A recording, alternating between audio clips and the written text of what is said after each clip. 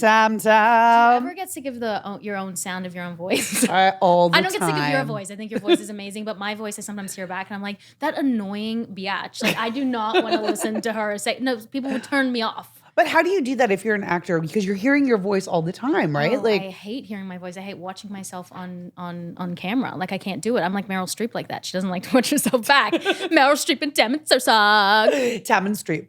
I love you. Right? It's got a good ring. I love you. So talking about acting, see that segue right there? So I was on a little show, you might have heard of it or not, called what? Pretty Little Liars. And we are popping out Pretty Little Liars cherry right now with one of my favorites of favorites. This episode is going to be bomb. His name is... Introduce yourself. Do you want me to say it? I want you to say your name. It's Ian Harding. Ian Harding. He played Ezra. I sing everything. You're like, this is the most annoying podcast. I've been sitting here the whole time with the mic in front of me, and I didn't know, like, is this the intro part? Like, do I say something now? Yeah. So I didn't want to make it seem like I know. I How was many podcasts have you done? Only one. Only one. I'm so sorry that how did I entrap you? Oh no, 2, 1. It's been a minute. It's been a minute. Well, thank you for coming. Thank you for having me. I have so many questions for you. Fans have so many questions for you. Oh, great. But then you texted me before you came and you're like, what exactly are we talking about? So are you a little nervous to be here? I think especially with how easy it is for certain people in the limelight to step in their own shit these days.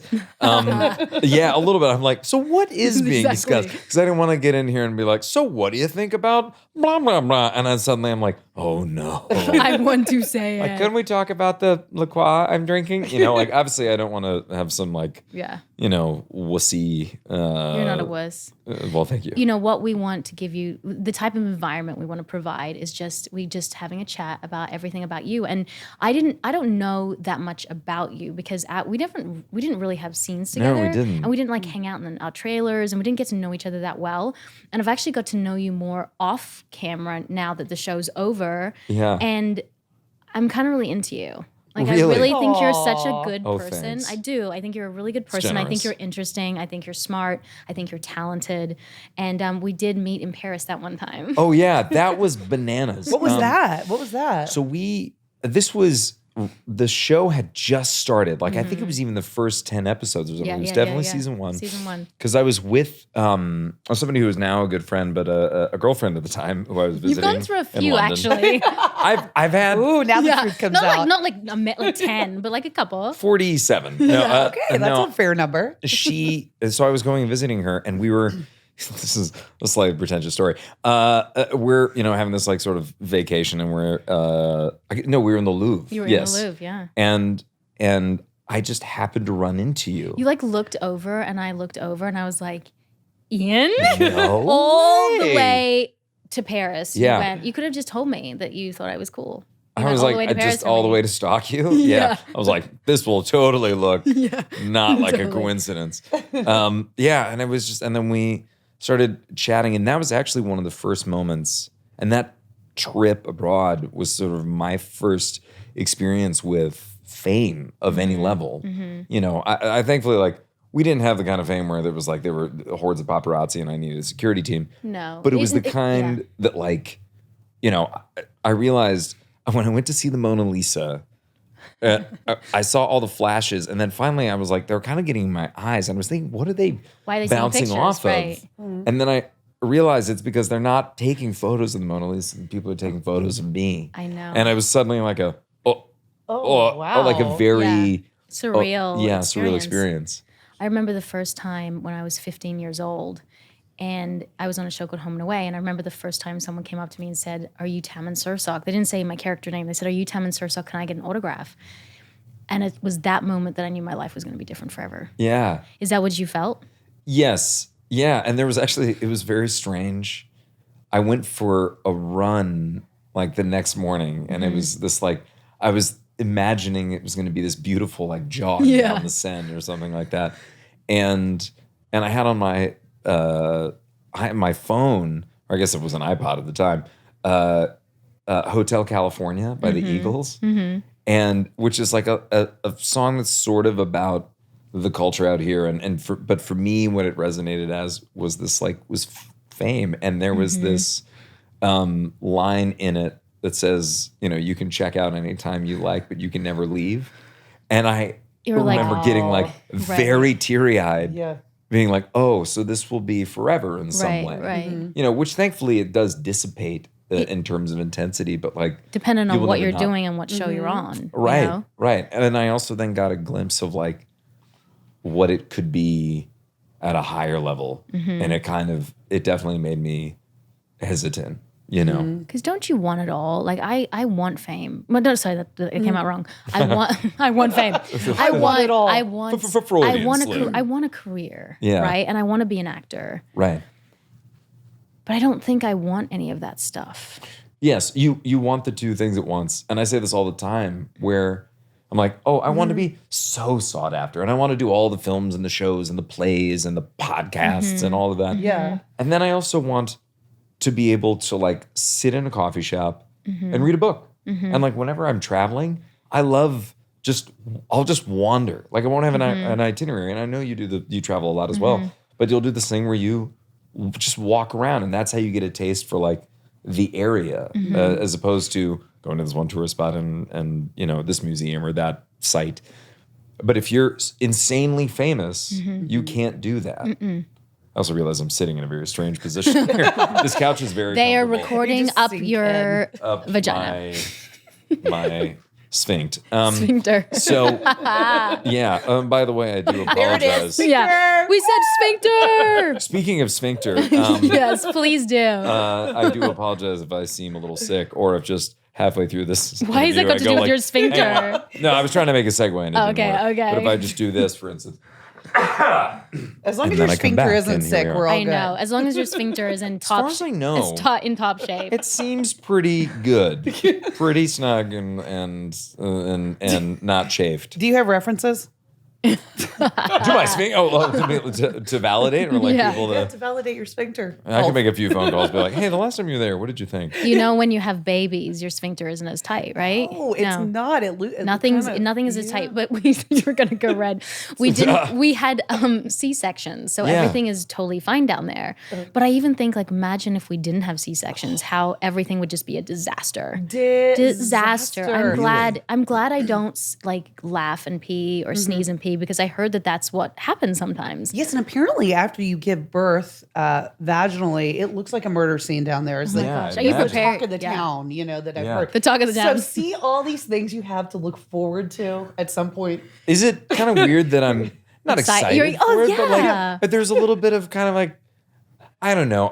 It seems like a pile of horseshit to me that there's a lot of shame on people. By people, I mean exclusively women. That is, why can't you just pull it together afterwards? When, for instance, I was 10 pounds. My both daughters are 10. Exactly. Yeah. Connection. And my mom connected through big babies. pushed them out. Through her vagina. Yeah. Wow. And she was never the same. And You're like, how do you know that? Because my dad told me. No, in the sense of she, and then we put this weird thing with people, or again women, that it's somehow be embarrassed of it, and it's kind of insane. I mean, there's a lot of patience that needs to be had with men. I've heard, because again, we had C-sections, but just with men in general postpartum, because I'm still kind of in that postpartum, and your emotions are all over the place, and you're angry, and you're sad, and you're happy, and you're joy. It's just kind of like a roller coaster, and men don't really understand that. It hasn't been a class in school to teach men how to deal with women who've just had babies. Right. And I feel like men feel sort of left out in the cold, and they've lost their best friend in a way, because women's priorities shift, especially in the first, couple of years. And I feel like men need to kind of almost band together with other guys and have some support as well, because I think men go through postpartum as well. Can I ask you a question? Anything in reference to open book. I did this thing a little while ago, and I was with a bunch of other actors that I was the only person in this group that did not have a child, and they were talking about the various things that they went through, and one of them brought up the fact that he said he like loves his wife more than any human alive, and they are in such a great place. But after his daughter was born, there was a little bit of like, he realized for a moment that he may have loved his daughter more than his wife. And is that something that either of you have ever felt? So I actually talked to my therapist about that today. Okay. Interesting. And I said, for me, the foundation of my marriage is almost more important than my children. But that being said, if my child was about to walk into oncoming traffic, I would throw my body without even thinking about it. There wouldn't even be there wouldn't even be a split second decision. I would just do it. I would kill myself for my child. If my husband did that, I'd be like, yo, moron, get back here. Like, I don't know if I would voluntarily, I love him so much, but I don't know if I would voluntarily kill myself for my husband. So I guess I do love my children maybe more. It's a different love though.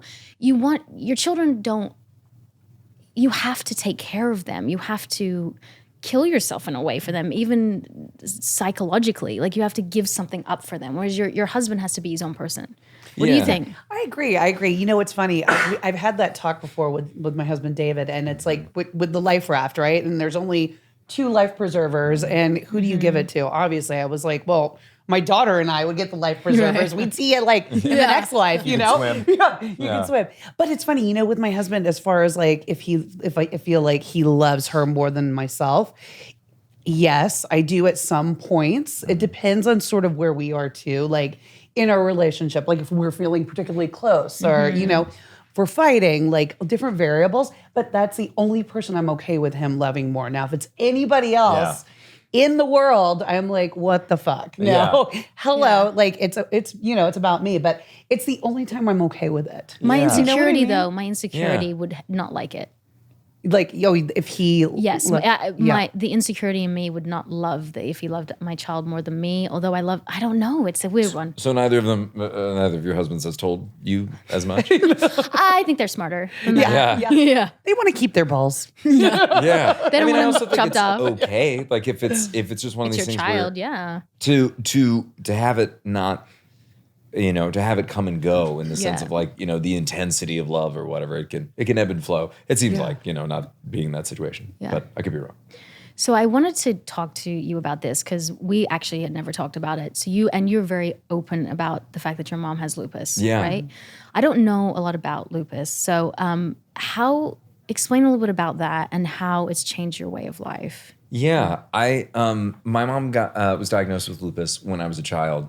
She's had it for almost 30 years now. Might actually be almost 30 years. And lupus is an autoimmune disease. And when people hear that phrase, they immediately think of like HIV or AIDS or something, which is an autoimmune disease. But with AIDS, it's an underactive immune system, as opposed to lupus. And I'm also, by the way, completely oversimplifying this. Lupus is many different things, and it affects each person differently, and there are several different types. But sort of a brief description is that lupus is an overactive immune system. And so it will attack healthy tissue, it will attack your joints, it will attack your nervous system. It's a very, very insidious disease. And my mom has been lucky in that for her, it's mainly been she hasn't had many flares, which is where when somebody is in a lupus flare, usually their energy dips to like non-existent, or they have swelling in certain parts of their body. There's like a hospital visit. You know, it's bad. She hasn't had many of those, but she throughout her life has had this sort of the thing where she would just be incredibly fatigued. Or her legs would just suddenly swell up. Or one Christmas Day, I think, this was like 5-6 years ago now, it seemed like she was having a heart attack. And we're like, oh, we got to go to the hospital. You're having a heart attack, even though we don't really have a history of like heart disease in our family. And she gets to the hospital and she's not having a heart attack. But there was something involving like lupus kind of going at parts of her heart. It can lead to a whole bunch of other stuff. It's really nasty. The great thing is that I got a mother who was already very strong. Like she retired a little while ago as a full like captain in the Navy. Wow. Oh, geez. Yeah, she's a boss bee. Yeah. But because she couldn't always be there, even though she wanted to be, it created this very honest relationship that she would say, like, I know that it's a big tournament, but I can't make it today because I am not feeling well. And as a result, I got this parent who was honest with me, who also wasn't like, I feel like sometimes you would see the and it feels like in a society as well, we see the mother as like martyr and just needs to be the all-knowing, and that's just impossible. Yeah, and the victim at the same time. She's human. Yeah. I mean, Right.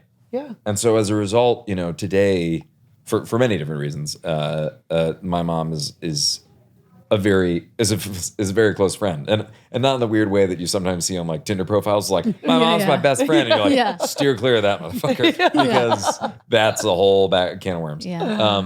But in a way that like she is multiple things at once to me now, which is like a mother, and still like anytime I get near the kitchen cabinet in the house, like I can't go near it because then she's going to tell me every single thing that is in that. And she was like, well, I got this. So I got granola bars and I know you're not really doing sugar. And I'm like, no, I literally just wanted, I was walking past it. You don't have to tell me everything. You don't have to tell me. Yeah. So she's like both a mother, but also a friend. And then also this person that I respect and is like a colleague at the same time. It's kind of wonderful.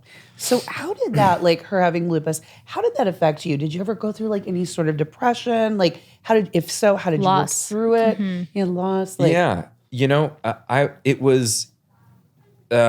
sort of went through stages because the one thing we weren't told was that when she was diagnosed, when she got the diagnosis at that point in time, because of where the medicine was, from point of diagnosis, it was an 8-year life expectancy.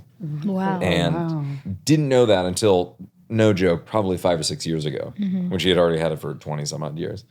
My mom was sort of in the mindset of like, no, I'm not going to be that.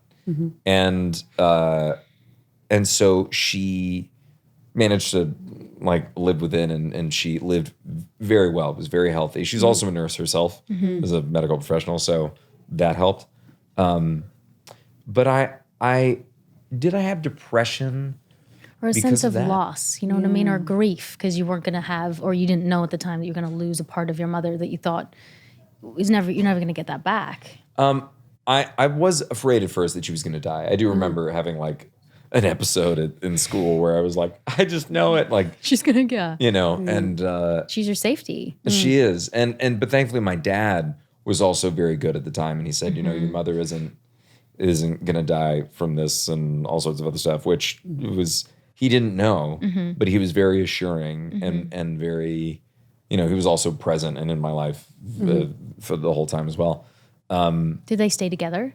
No, they divorced when I was in high school, right. But for reasons really having nothing to do with lupus. I think just like being alive and being married and all sorts of other stuff. My therapist said to me that 2 people that are separated but are constant and there for their children, the children do better in those environments than 2 people that are together that can't work their problems out. Yeah. I mean, please. I got to say, I lucked the fuck out when it comes to the divorce lottery. I don't think I mixed a bunch of metaphors. We can make it one now. In the lottery of life and love.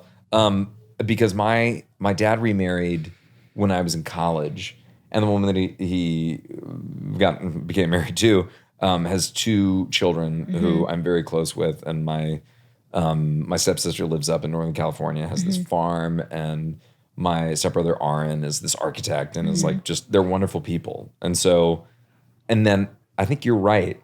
I did get 2 devoted parents. And that sort of the situation at home was like, it was tough, but I was a junior and then, a senior in college as the separation and then the divorce happened. And it was, as painful as it was so needed, There's this book called The Obstacle is the Way by Ryan Holiday. And getting it on Amazon right now. Buy it now. In it, he talks a lot about, he goes into like Stoic philosophy and sort of principles. And then he also combines a little bit of Buddhism and modern day sort of thought. But one of the things that he talks about is that so often we look at the thing that hurts the most and we say, oh, this will break me. This will not make me stronger. And it is always the opposite, which is... You don't know that at the time, though. Yeah. You don't. I mean, I've had a really shitty 2 years, and I didn't think I'd get out of it. Really? Why was it so shitty? Oh, God. Do you even want to begin? I mean, I had back-to-back miscarriages. My dog got eaten by a coyote. Our house went down the hill. I almost lost the daughter that I just had. My husband did a movie, and he was gone for a period of time. Holy shit. It was a lot of shit, But I look back at it now, and I'm so grateful because I do believe that things happen for you, not to you.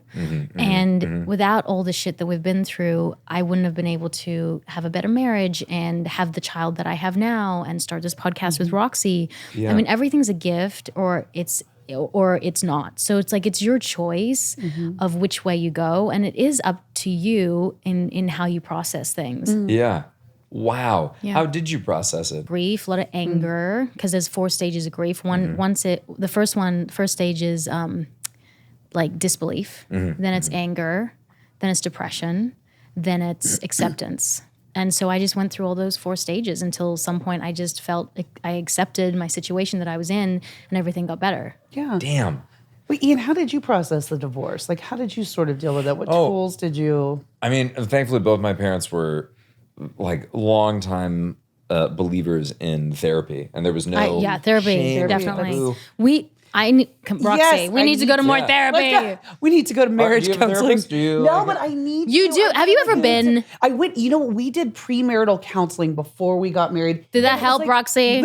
You're still trying to steal your husband's sperm. I don't know if it helps. This is the other debate in our house. My husband does not want a second child, and I do. So I'm always trying. She's always trying to steal his sperm. Whoa! It's a thing. Trying to entrap him. Like, is it really? You're kind of going at it, and he's about to maybe coitus interrupt us, and you're like, ha! Yeah. Yes. And would you be mad about it? Yeah. Would you be mad? I think if it felt like a trick, then sure. But it's not really a trick. It's yours, Roxy. I think once it's left the body, it's hers. Yeah. Once it hits me, right? It's mine. Once it hits her in the eye, it's hers. It's mine. As long as I think it'd be weird if you started doing things like placing, like a computer out with like streaming live porn on it or something, and a tissue box in your body, and then later you go through the trash and here's that tissue, and you're like, no, I said a turkey baster. I was like, run for the hills, use a condom, get a turkey baster, and just go for it. I was like, go for it. Yeah, that's how they try to get pregnant these days. Yeah, I don't know if I don't know. Would that be a turn on, Ian? Tell me the truth. I don't know if somebody was like, haha, I'm gonna get pregnant on me. I'd be like, no, that's not my. I just see years of commitment and like child support, and that doesn't really pop a wood for me. But years of paying somebody else. How do we get onto this topic? I don't know. I was gonna, and this is the next question I was gonna ask you. Do you believe in an afterlife? Which is such a weird segue. Oh, but do you? I am unsure. In the sense of I used to be. I mean, full disclosure, like when I first got to LA, I was like just a screaming atheist because I didn't like how a lot of the major organized religions were handling both the LGBTQ community and because my sister's gay, and I didn't know that. And then also just there were several people in my life at that moment who were so sure, and they really just believed in something wholesale purely to make up for the fact that they were a terrible person and they made no real effort to change. But they're like, look, God forgives. I'm like, I don't think he forgives you. Right. God accepts. That's what should be the motto. Right. But like if you're not making any actual effort. So there was a whole thing that I went through. And now especially as I've gotten older, my aunt is a really brilliant, sort of theologian and teacher. And we would have these conversations that are, they're more philosophy than anything else. And she's like a devout Catholic, but the sort of like, I don't want to say mystic Catholic because that's not really a thing, but she sees a lot of like the saints and the story of Jesus and everything as a parable and as like symbols in our lives. And so to answer your question from now, like 40 minutes ago, is there an afterlife? I don't know. And I'm okay with not knowing. I think I'm all right with a little more nuance in my life. And if for somebody, like, I take it you believe in an afterlife, yes? Or was... I did. Did? And then I didn't. Really? And now I'm kind of in the middle. I think like Roxy. I mean, I don't want to put words in her mouth. She can let us know about her thoughts. But when I saw my child's face Yeah. and I heard her heartbeat for the first time and it came from nothing, I can even cry talking about this. Anything's possible. Yeah. Like, I can't explain to you how nothing became her. And she is pure perfection, that there has to be something greater than this to have created that. Yeah.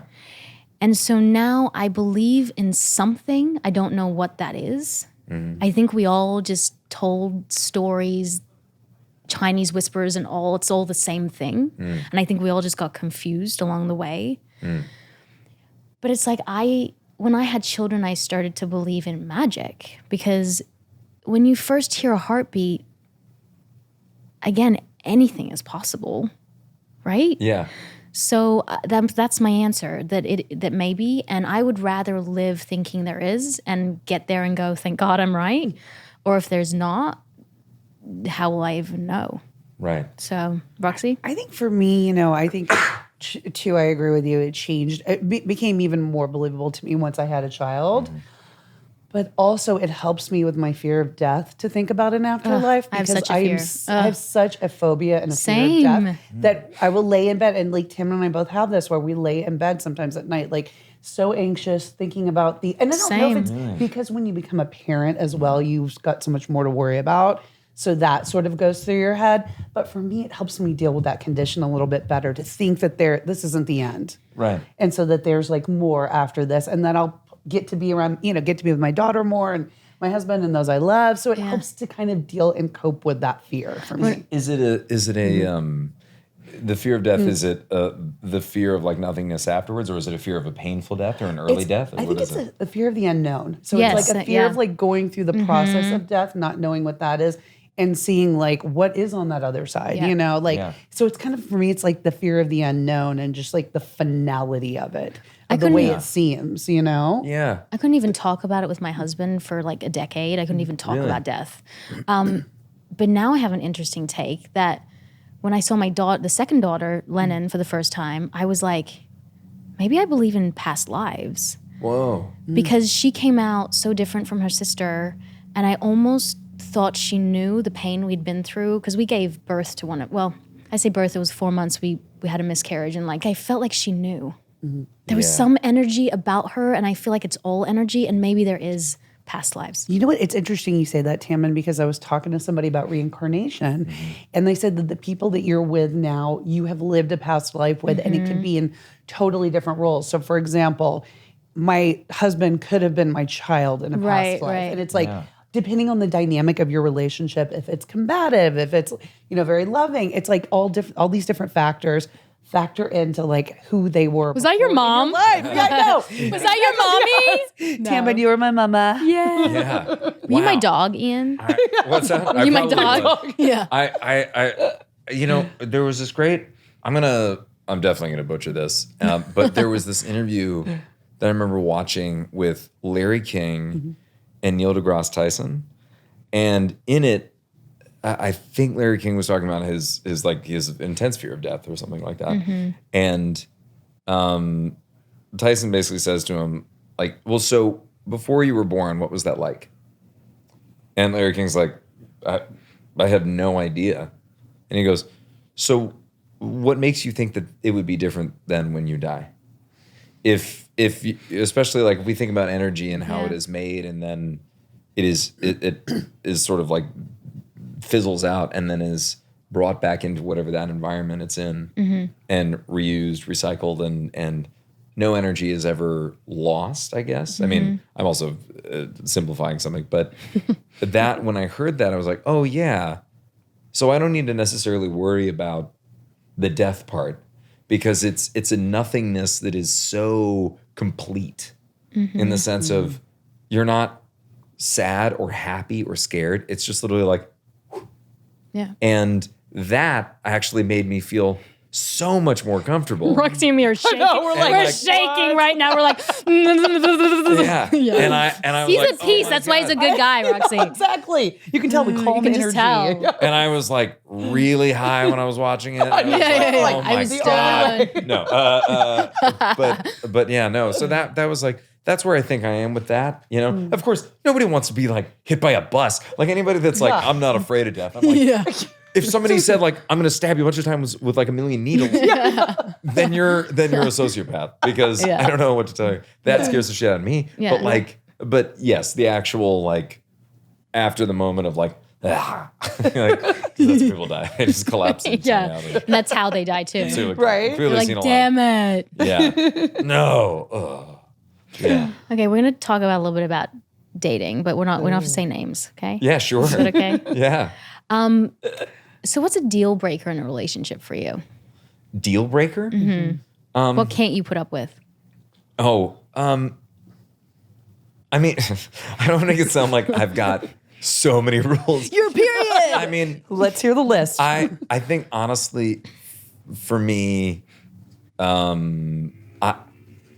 either a lack of, not like lack of honesty. I mean, because I was in a relationship. Big fat liars don't work. Big fat liars. Pretty little liars work. I see what you did there. I see what you did there. Bring it all back. Full circle.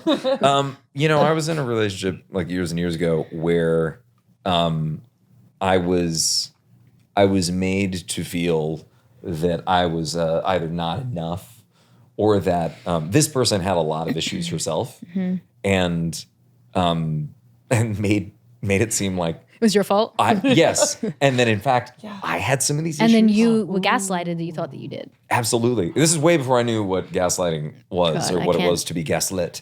But I actually went and saw a therapist about it, and we were chatting, and I was like, "Look, look, I'm in recovery from my sex addiction," and he goes, "Hey, just to clarify, who diagnosed you with that?" I was like, "Well, no, I mean, I read this book," and he was like, "Okay, what makes you think you have a sex addiction?"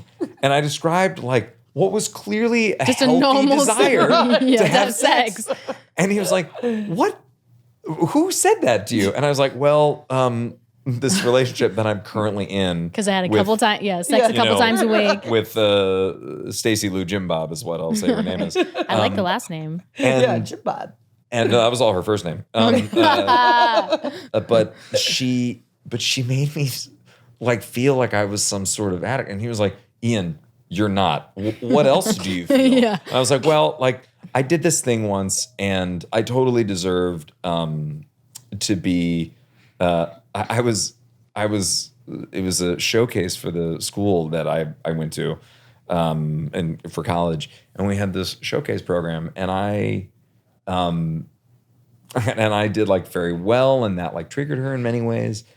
And she like right before I left, because we got into this huge blowout fight, and she like went up to me in the elevator bay of this place where everybody was staying, and she like put her hand up to my cheek, and she was like, "I'm so sorry." I was like, "It's okay, it's okay." And I watched this happen on her face.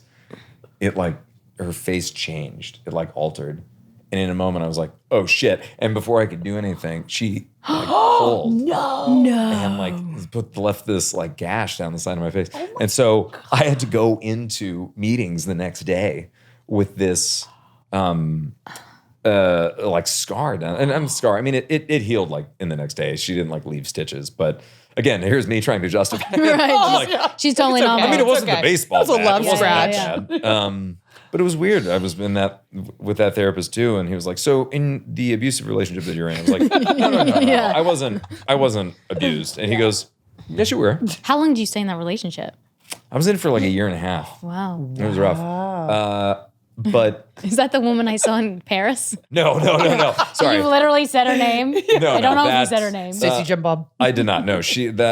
My friend from Paris is still a Your great friend from Paris that you I were was sleeping literally with. just in England and hung out with her. She was great. Did she stay with you at your hotel? No. About to go She wow lives in wow. England Oh, because okay. she is So British. did you stay at her place? No. In her I was up in Hampstead Heath in old London. So I don't know. To answer your question from what do I not like in a relationship? I suppose abuse Every question is takes like 45 number minutes to one. answer. But honestly, a big thing got funny. Like it has to be funny. Yeah. And not because I'm a comedic genius. Clearly, I'm not. Has but to like, laugh at your jokes, right? oh no! Don't appease me. If you can make If you fun don't- of me from what I've said, but at least it's funny. Yeah. Awesome. Yeah. Like that's 'cause Sarcastic, dry. Is that the kind of like humor you like? all of it. In all sense of the like, above. If, for instance, how so life can be tricky, as you know, Right. And anybody that can find humor in The pain of life, that in like the utter- worst the moments. depression. Right. So good. Yeah. Complete shit The show. humor. I always say, and I've said this a few times, don't waste your pain. Laugh through your pain. Like, Use you it. know, comedy Yeah. is all based in pain. Yeah. If you can bring that to the table, because we're all living this communal experience, and we're trying to get through it, you know? And some of it's amazing and some of it sucks shit. Like it's, Yeah. you know, it's horrible and you just What an have image, to too. suck shit. No, I didn't. And it came out wrong. I was going to say like something to do with shit. And now I'm like, suck shit. sucking And It's now just I'm a like, bag of shit eating. That's what it is. I don't want to eat shit ever. No. Although the other day I have I was like, don't you have children? I feel like at some point you have the that. other day you're wearing it I at knelt on very the carpet and I was like, what is warm under my knee? I knelt in shit. I knelt in it. Wait, so in the car you put your knee down and there was No, shit? I was not kneeling in my car, Roxy. I was kneeling at my home on my carpet, and there was shit on my carpet. shit was it? I don't know. It could be a dog. It could be a baby. It could be my husband. He was like, you know what? I've had enough. Someone shit on the carpet. Take I'm a hoping shit, it's right? not my husband. If there is, there's probably more issues that we need to deal with. But my knee was covered in shit, and I was so mad. I was yelling at the ether, and I was like, "Fuck!" Yeah. Because like I'm done with cleaning up shit. I have so many dogs. Yes. I have Kids. kids. How I'm many dogs do done. you have? I have 3 dogs. I lost 1. We had 4. Whoa. I have 2 kids. I'm done with having my hands in shit and piss. I'm done. Again, do you Yeah. see what to Done. look forward to, Ian? Because Oh, hell yeah. there are times of the day when you look down and you're like, oh my God, I have shit on my shirt. Or that's been there for chocolate. like 4 hours. You're Yeah. You think it's shit or please chocolate? be Hershey's chocolate. I always go, is Be it? like- Sometimes one time I just Smelt licked it? it and I was like, thank God it was chocolate because this Yeah. could have been a very different experience. Yeah. Yeah. I had I had an experience where Tell us yours. I was Tell us. Yeah. I was like running outside and I kept kind of doing this thing, and this has nothing to do with what we're talking about, but like and I didn't know that, I don't know, this might be a gross thing. Recently with this cold that I'm battling. That I've never, like, you're not even sniffing or anything. You're just telling people that so they don't have to just touch every you. once in a while, fake I'll go cold. I like, know. Yeah. No, that and was then come back and then that I was a try good and go like act. this. Yeah. No, I don't know where I was going with that. Shit on our bodies. No, or something please like tell us. I feel like we interrupted. Go, Yes, tell us about please. I yours. did have, the one. This is an offensive story. Good. Good. We like that. Being, I feel like my place now is very clean because I had this one moment where Where's this going? I don't know why this came up. You were saying shit in the car, and I was like, this story came into my brain. I guess I'm gonna go with it. This could be the end of my career. So my dogs, I have 2 dogs, and they are maniacs, and so I have to take them to dog parks Yeah. so that they don't Shit. kill Inside. the neighbors, and shit inside as well. And one day I had been doing this. I had to like get in shape for something. Yeah. So I was eating a lot of meat, and I usually don't like to eat a lot of meat. Yeah. It's like it doesn't feel good. It's not great for the world. Hooray, hurrah! And like I was kind of blocked up. Yeah. Gone a few days, and I decided like, you know what? I'm going to treat myself this morning. I've been eating very well and whatever. And there's like a drive-through Starbucks or something like that. And I go up and I order like a coffee, like a big milky latte. And then I got like some sort of, I was like, what muffins do you have? And like, we have a blueberry muffin. I'm eating it. I was like, this is really just a brand muffin, but no, that's all right. Oh, shit. And exactly, yeah. And I get to the dog park and they're running around. And it's as if it was that scene from Dumb and Dumber. Oh no. You know, where Jeff Daniels is like, I'm like it's like the rumbling in this well. And I was like, Mochi, Bailey, we gotta go. And then of course he's playing with this other dog. And the woman's like, no, I think they're playing well. I'm like, shut up. You know, and I'm like, and I just like, wrench the dogs away. And I get to the car. And of course, I'm thinking like, oh, maybe the fastest way home would be to hop on this highway. It's gridlock. No. And so I realized. Did not shit in the car. So oh my God. Oh no. Well, I pull off into the side street and it's coming. Like there's no stopping at this point. And it's been a while, so it's clogged up. It's been a minute. And I'm like, I've never had this experience in my life to the point where I'm like, I feel for those who have had dysentery in the 1850s. And I pull off to this like little alleyway, and I realized like I was gonna go try and crap in the alleyway, but like school is clearly in session, and so there are kids walking by, and I'm like, oh God, it's happening. And so my dogs are there, and they have their leashes, and they have the little bags. Oh my gosh, no. And I was like, here we go, life lesson, and just like right in the car, and I get pretty much all of it into the bag. Oh my gosh, where? Behind a tree? No, this was in my driver's seat. And so my stomach hurts so bad. Yeah, and mine did too. And then it didn't because it all came out into a bag. And then I get out. This is the best story I've ever heard. So, I mean, I guess, where did this come from? It's all along of saying, like, I'm used to shit because I've... Oh my God, has that happened again? No, but my dog, I'll never forget the look that my dog gave me. Never looking at you the same again. It was of understanding of like, oh my gosh. I know what it's like. This is my life. I shit in a bag, you know? I don't think we can top that. I think we should finish up. Like, this should be the end of our podcast. I think we have to end. I feel like... No, not with you, but just this episode needs to be done. We have to finish on top. Yes. Like, we can't get better than this. We've covered a lot. I mean, we've had like, the nature of existence, afterlife. Oh my gosh. Shitting in a bag. But that's what we're going to call, that's what we're going to hit it. Like, Shit in a bag. That's what they... Ian Harding shits in a bag.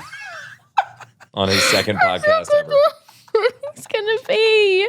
Yeah. If you text me and say, please, that shit story, please don't include it. I'm just not gonna answer you back. Keep it. I don't really care. I'm gonna be like, I blocked you. You're like, I'm gonna be like, I don't know. I hope it kind of damages whatever semblance of image I have. Because I don't want to. I think because people, I see these auditions and meetings that are like, he's extremely handsome or something. I'm like, fuck this. You're like, I shit in a bag, okay? I just want to become like, I want to hit 40 and then let it all go. You need something to dirty your image a little bit. You're too like clean and good. Like there's just like this is poop in a bag. Do you have any other stories? It's funny because I looked down and it said, "What is something people don't know about you?" And I feel like we just covered that.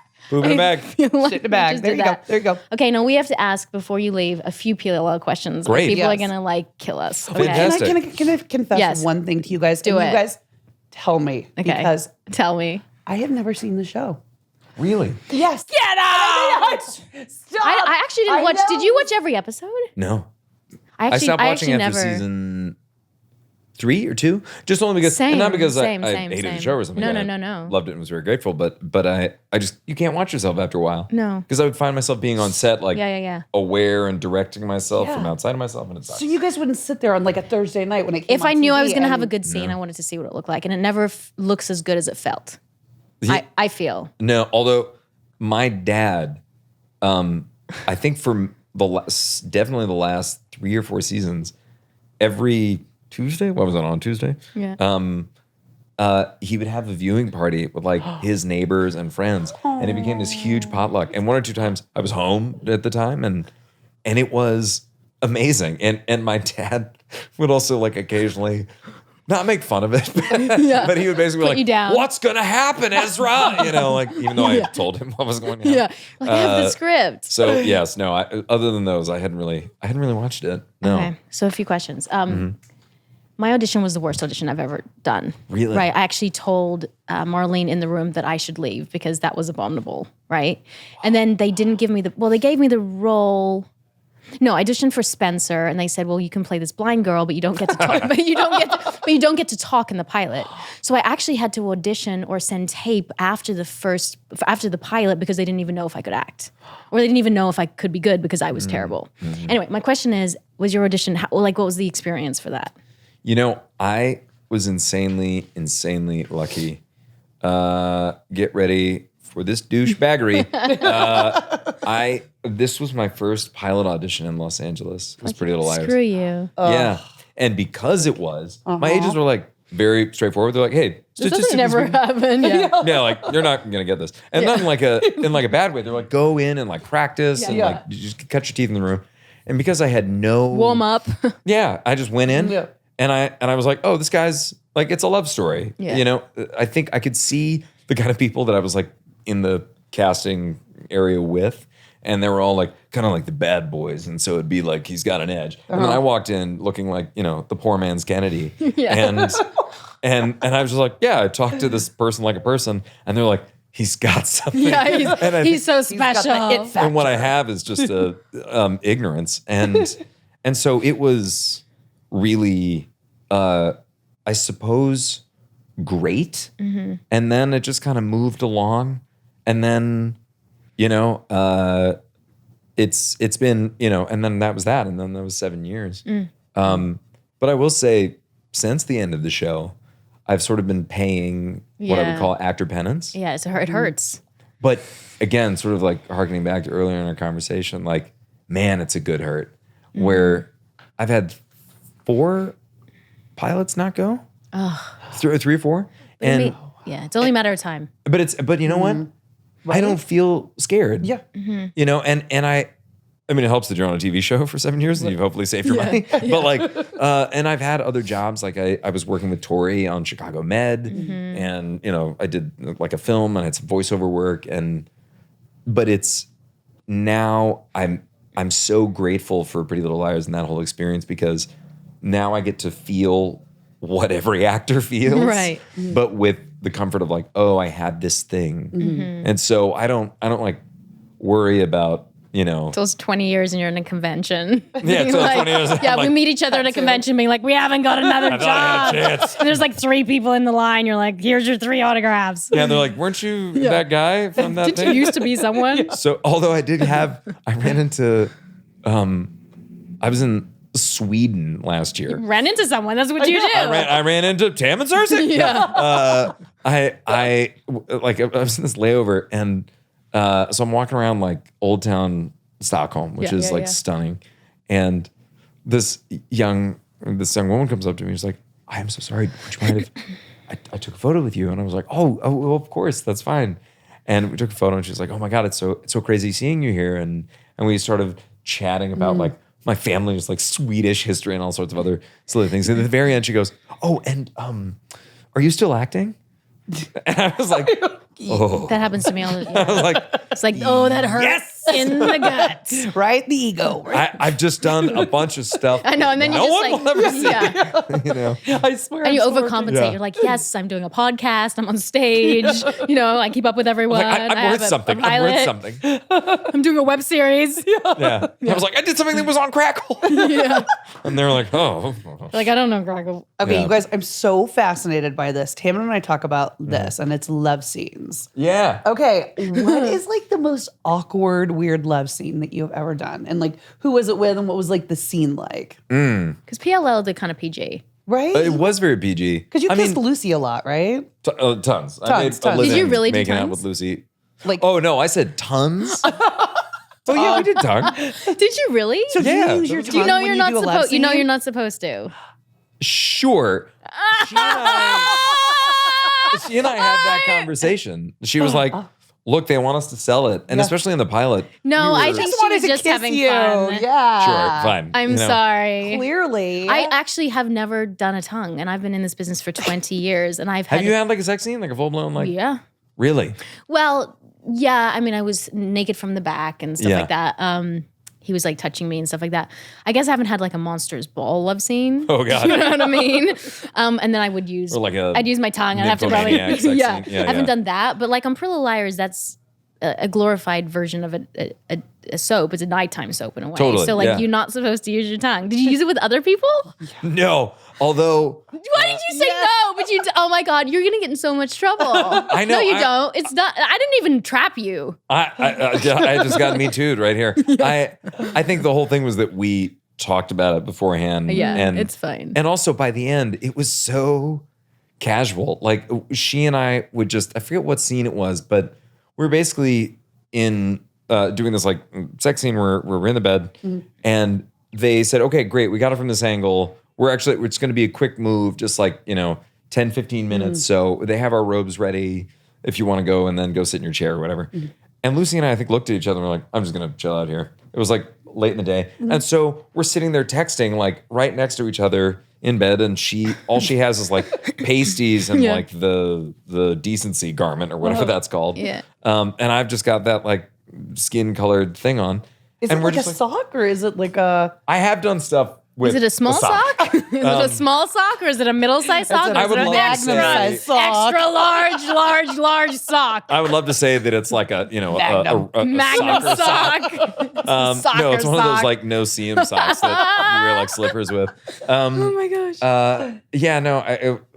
Where was I going with that? Something like You and Lucy were in bed. Yeah, you were I've texting never- in bed. You're texting in bed. I've never really had an awkward sex scene. I've had the ones where I'm like, is everything that I do, am I just gonna make out with people? Is that just gonna be the you thing? look like the makeup guy. Yeah, I guess so. I guess I look totally. like the right kind of like, he's handsome but not dangerous. Like That's true. we're definitely gonna cheat on him. Yeah, but like no, I wouldn't. really? Oh, you're like the Maybe. forever guy. You're like the guy. Yeah, you're the guy that stay you. with. Yeah, you stay Oh, with. thanks. Yes, yes. That's kind. You don't have to say names, but did you ever have crushes on people on set? Oh, Like romantic crushes, and you don't have to say names, but you can. It's Oh, it's feel better Free if for you us. want to. oh no. I mean, I definitely, I've definitely had crushes. I mean, it's sort of in some way inevitable. I think, especially like I guess season 1. I mean, full disclosure, like I parted ways with the person that I was with, like at the not the person you met. at the In Louvre. Paris. Oh, see, there's another person now. I told but, you like, it was like 10 people. I guess this was like episode 3 or something. We had just gotten back into filming the like, I think I remember that. but I was suddenly single because I decided to part ways with the person, and I remember like Troian and I really hitting it off, and I, like it dawned on me at one point. I was like, whoa, would that be like a thing? But it also became very apparent very quickly that we were very awesome friends. And also, let's like travel down that road for a second. If that were to become a thing, and then it ended, like now this is like, thank God, as far as I know, there weren't very many people that slept with each other on Pretty Little Liars. Yeah. Tell and the as a truth, result- you I guys. think there's a couple. Maybe that there I've heard was. Of, I was not one of them. No, I had no. It was the first show I've ever done that I had no crushes, Really? or that no one gave me the time of the day to have a crush on me. Like no one was kind of flirting with me ever. And I'm not saying that people flirt all the time, but normally on a set, there's always someone. that Yeah. you kind of like flirt back and forth, just not one person. Yeah. You know, it was a kind of, it was also, More family. yeah. Like I harass Shay in a way that is unacceptable Yeah. to pretty much anybody else. Like I love for all of her, like, you know, she's such a social media maven and I really know. rocks that. I know. I love trolling her. It is so much fun. Yeah. And Did she see your comment? I hope she does. She probably doesn't. But like, you know, she said something like, today even, she said something like, having your phone not charged in the morning is like bad vibes to start the day or something. And I said It's something bad like, vibes. that's what I think of you is a bad vibe. I don't know. It wasn't like Did she articulate. respond? No. No, of course not. To like, the 20,000 comments that she gets. You've been on her. You're close to her though. Yeah. You're still friends? Yeah, totally. Yeah. She has me come in, like the most recent thing we did on her YouTube channel was a mukbang or something like that. That sounds like It's Yeah, it was little, I mean, that seems it like was the snuff film where we killed somebody my and then had sex with their body. you got to be into that thing. sure. I did not know what it was. I did not know what it was, and then You just say she- yes to things. Look at you. Yeah, I was like, all right, I'll show up, and I don't know how much she's getting paid for it. I'm seeing none of that money. I'm literally showing up and eating weird shit Right. for free. But we were doing it because she was pregnant at the time. This is before she obviously had her child. Yeah. I think, right? And she said, like, what are pregnant Cravings, yeah. cravings? And she like did a top 10 list, and then we ate all of those things. And We used to have him on. We have a show called Snack Yes. Me. We eat baby food and pair it with wine. Wine. dope. Yes. So we need you on the show. Yeah. Coming on. Yeah. Can we do 100%. can we branch it out? So I actually, Look, I've got ideas. Yeah. I'm an investor in this beer company in Virginia. We can drink beer. yeah. And do like beer pairings. Let's do it. Yeah. Let's do it. Beer pairings? Beer pairings. Be a Yeah. pings. Be a pings. Okay. Question. Yeah. And we'll ask a few more, and then we'll do a few rapid fire because I didn't think you'd be so open, and then we'll let Fun. you go. Yeah. Do you have somebody come on here that you're like, so what do you think about blood? And they're like, I mean, it We've it had a flows in the few. body, We've had and a few. that's it. We've had a few we can't show. Yeah. Whoa, really? Yeah. Yeah. You never know. Or somebody halfway through that's like, well, They'll be like, "Oh my gosh, yeah, I like to model."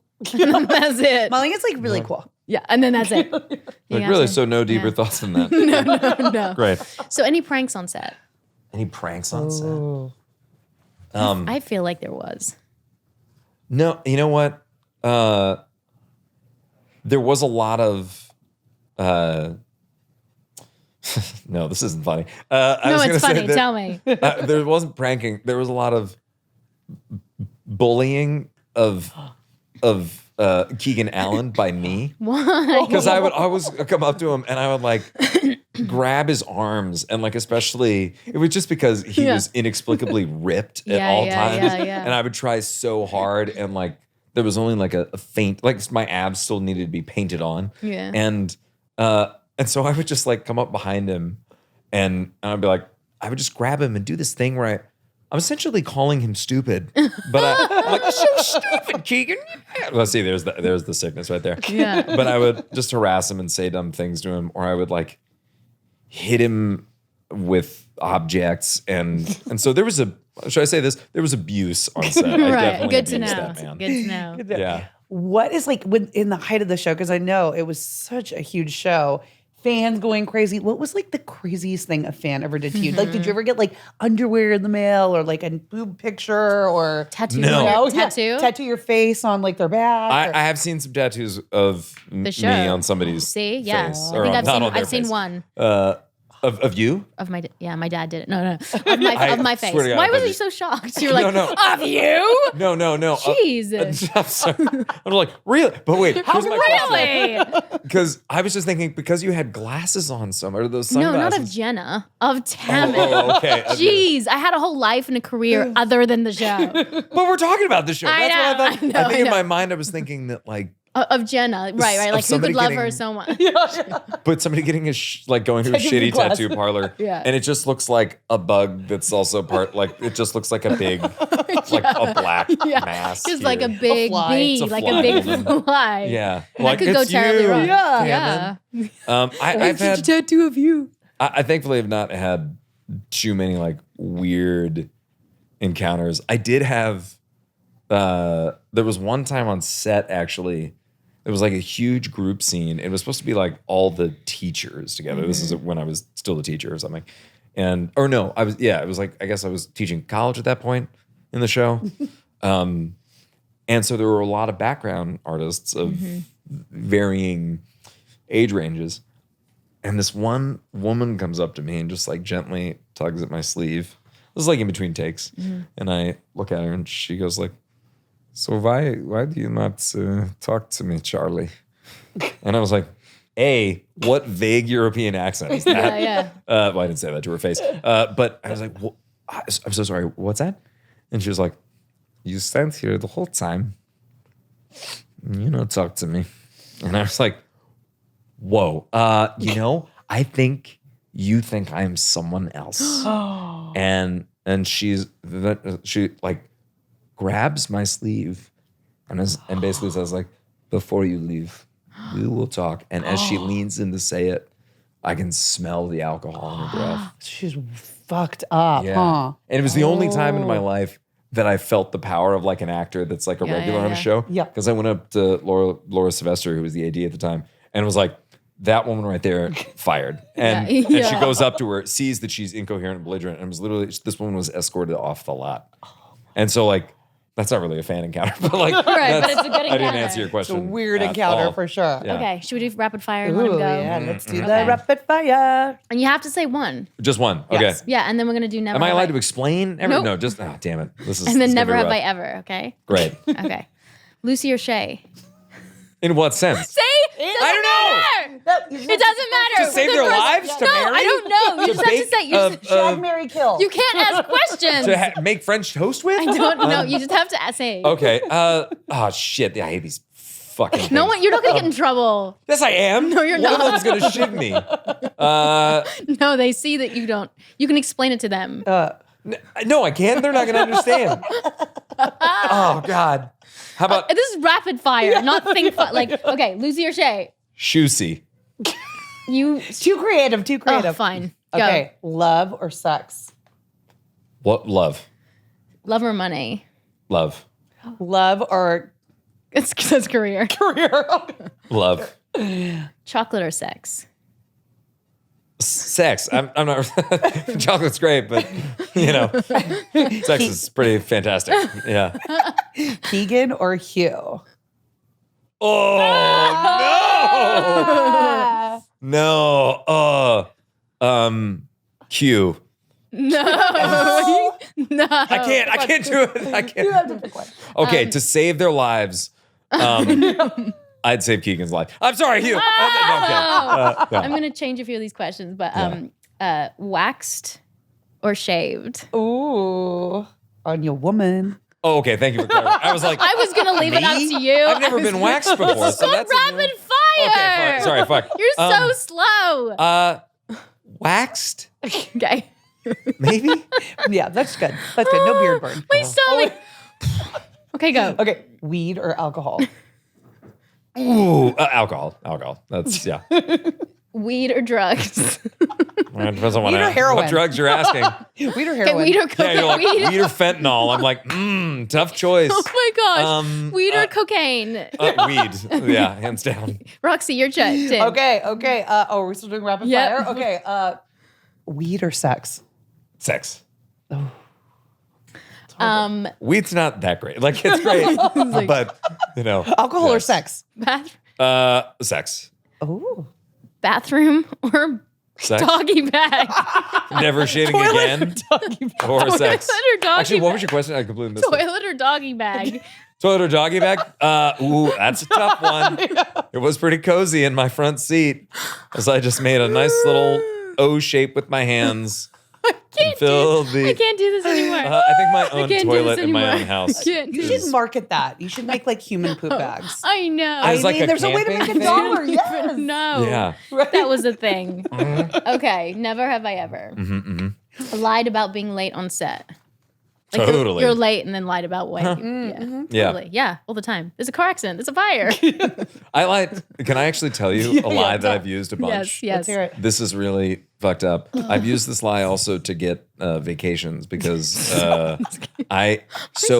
my mom, remember we talked about using humor and in the face of tragedy and everything. So we were talking earlier. My mother has lupus. Yep.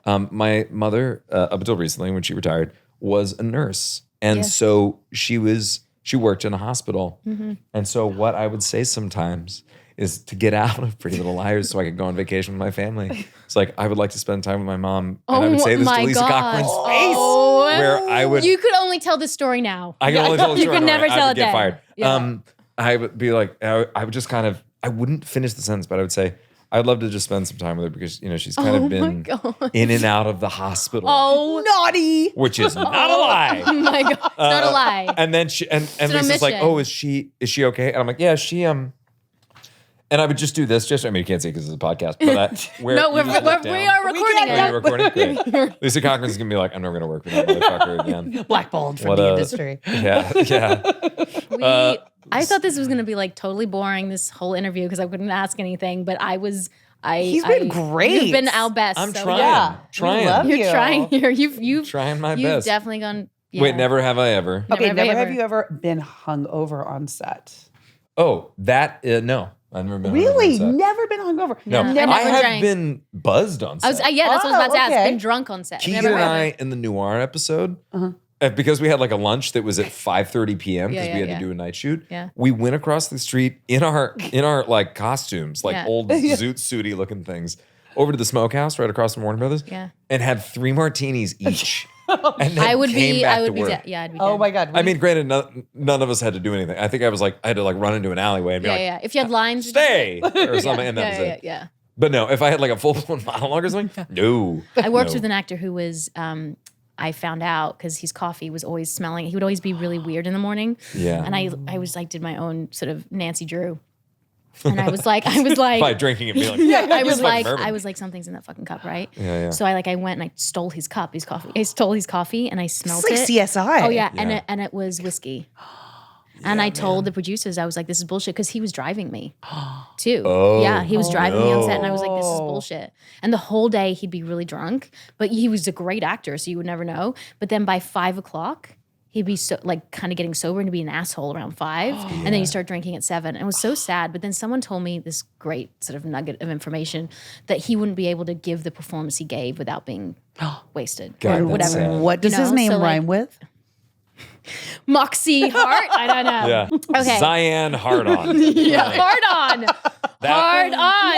That's welcome to my high school experience. Smelly sock. I mean, I got it all. Yeah, smelling sock, shit in a bag. The hard-on. We're a pair. Why didn't we meet a long time ago? I don't know. We did technically meet But a we long didn't time ago. really connect Yeah. like that. Okay, Roxy, you go. Okay. Never have I ever said someone else's name when getting jiggy with it. Oh, yeah. Oh, and how did that pan out? Which time? Did you just forget? One was forgetting. Were you drunk? One was Picturing someone else's face? and then another was like a new relationship, and I just gotten out of something with someone before that, and in the heat of the moment, Who's yelling names in the heat of the moment? first though? off, I wasn't like- Jessica, yes, Jessica. Like, who's yeah, there yelling wasn't that like name? mid ejac did I like look into the sky and be like Stacy, like a la like Streetcar Named Desire, which was Stella. I realized not fucking Stacy. God, that'd be a different show if he was Stacy. It would not Yeah. sound. And really how do good. you cover that up after you're done with that? Like, is that a Well, one, it was clear that she was not wanting to finish and was just like, I'll let it slide. And another one, it was like, what'd you say? And I was like, and we're done. I said, I'm sorry. Did you get to finish at least? No. Oh, God. And it's okay because I don't think I was. Deserved that. No. Okay. I can't breathe. Okay. Have you ever slept in your car because of a fight with a girlfriend? No. I have slept outside like in the wilder, like out in the star, in a backyard. Like, so it was like, I mean, this was a while ago, but yeah, I guess. I have not slept in the same bed as a significant other because of a fight. But yeah, does he snore? Yeah. Really? Yeah. Do you snore? No, I don't. Oh, that's good. No, I have night terrors though. You're just like, is- you're like, I don't snore, but I'm like, worse. no. Yeah, I just start, but I've been told that as much as I will apparently just start screaming, and but it's not like like I'll wake up and not like aggressive. my pecs like pulsing in the moonlight or something. It's like apparently it's like. and then I'm awakened. But yes, yeah. A little bit like So Never have I ever screamed like a man in my unconscious state. Oh my God. Never. Okay. Never have I ever kissed a guy. Ooh. Oh no, I have. Oh. No, not acting. Yeah. I have. It's the best podcast. Oh my God. Tell. He's like, how much are you going to talk about my personal life? No, it was college, and it was one of those things where it's also drama school. How do you explain? Go for it. I mean, it's hard to, in that when you go to a drama school such as the one that I went to, it is a den of sin. I mean, it's like really, and there was a moment where it was clear that I had it was just at this party, and things had sort of devolved into the way that sometimes these parties devolved into. Mm-hmm. And I found myself with this woman, and who I knew her boyfriend, mm-hmm. and I was kind of like, and it was clear that she was trying to engage, and I said, "Is this all right? Like, is that?" And she was like, "No, it's fine. He doesn't mind." And then the next thing I sort of remember was he was there. And he just sort of leaned in and kissed me. Mm-hmm. And but you didn't push away. No. And in that moment, because also like I had no problem, because of my sister, like I had no problem with folks of the LGBTQ persuasion. Mm-hmm. Right. And it was never gross to me in that, it would only be gross if I really like hated the person and they were trying to kiss me. And I felt that way with women that have leaned in and like expected me to give back, or, certain folks that are like, well, don't you know who I am? And that kind of thing. So that's when I find disgusting. This was just somebody that after he kind of planted it on me and sort of leaned back to see if like I was into it, I like stood there for a second. And I was like, it's not for me. And both of them were amazing. They were both like, oh, okay, fantastic. Let's continue to be friends. Yeah. And that was that. Totally fine after that, right? Yeah. Yeah. And so I like, because in that moment, I think if you don't actually ask, like, is this something that I'm into, then you're kind of shutting down a lot of life. But but no. And so to answer your question, yeah, I have. Do you think that we're all a little fluid? Like everyone's got sort of a bisexuality within them? Totally. I mean, I think it really depends on so many things, and everybody's different. Mm-hmm. I'm going to sound, I think, I have a feeling there's going to be like hashtag okay boomer after this, even though I'm not in the boomer, but like, I think there's maybe a desire to have a bunch of labels these days. Mm-hmm. And I really feel for several of friends of mine who are bisexual and have been bisexual for years, and now with the various labels that one could place on oneself, that sort of desire to be like, oh well, am I this now? Am I that? Whereas like maybe just out of laziness, I would just say no. I love this person, right? Or I want to bang this person. Like it doesn't have to be about them. But for me, I've just never, been in love or really been sexually attracted to a man. But I think it's kind of one of these things that like it's never just registered with me. I have loved and still do love many men. Yeah. I have great relationships with my male friends, like Julian Morris, who worked with us on the show. Whenever I like go over to his house when I'm leaving, we literally like I kiss him on the cheek and say goodbye. Of course, the same way that I would with like a female friend. Yeah. So, Jesus, I don't think that was a never have I ever answer. I was like 40 minutes later. I'm making out. Okay. Jesus, is this podcast? Roxy, ask the last one. Roxy, ask the last one. Never have I ever. Ask 1, 2, 3, 4. Ask the fifth one. 1, 2, 3. Oh, that's a good one. Never have I ever stolen something from set. Oh, all the time. I have your hoodie, by the way. Oh, do you really? Yeah. No. Show? Not your hoodie. Ezra's hoodie. Yeah. In my closet, yeah. No shit. Yeah, and I don't want to give it back. I stole a ton of socks. I think I was just cold and I just like kept it. Yeah, I kept a lot of stuff from set. I was In like, fact, whatever. am I wearing these jeans? Actually, might have been Set? from set, and I've just destroyed them. But yeah, no, I all the time. So is it like clothes or is you it just like go home in them stuff? and use them like, for Not like yeah. like whole chairs and shit. Like, or furniture something that- set. 70s, yeah. They come back and was like, "Where's this desk chair?" And like, I was like, "This looked nice." No, I just had the like. I would just walk off with socks. Yeah. Or at the end of the season, I'd be like, "Man, I really love this jacket," and then I'm just gonna take it. And because I think there was part of me was thinking like, the studio is like a multi, They don't need $billion. Right. They've got enough. Of course, every like wardrobe person that we've ever worked with was like, "Son of a bitch!" Don't take the shoes know. and the pants. Yeah. So yeah, I will not do it ever again. Please hire me. Yeah. Well, thank you so much. Yeah. You're Thanks the for having It's me. been Best. wonderful, more than I thought we were going to bite off. So thank you. Again, I'm so inspired by you as a person. Really? And I haven't really got to know you until recently. I hope we can still connect in some way through acting or something. Indeed. But I think you're inspirational. I think you're a good person, and I haven't laughed, and I needed that. I needed that laugh. So I cannot now go to bed without thinking of you pooping in a bag in the car. I want everybody It's so across good. the land. And I'm not going to cut it out. I can't. I'm sorry. No, I don't can't. expect you to. It's the best thing we've had all year. So thank you. Of course. Yes, Thank you. Thank you. We Thanks just for we having me. loved having you. You please, will you come back and see us? I had a blast. Yes. Please. Yes, we would love to have you come back. What is the? Sorry, yeah. You're like, I swear, I'm I saying. was holding that. Where is the best place for people to find you on your social? Don't. No. Give us your favorite address. If you don't share this, then I'm not. I'm done. No. Oh no. Like no one can find it. I think it's Ian M. Harding on both Instagram and Twitter. Okay. I'm gonna say yeah. I'm the one. Just like type in Ian Harding on Instagram. I'm the one that comes up. I don't think my picture has changed in a solid 4 You need years. to post more.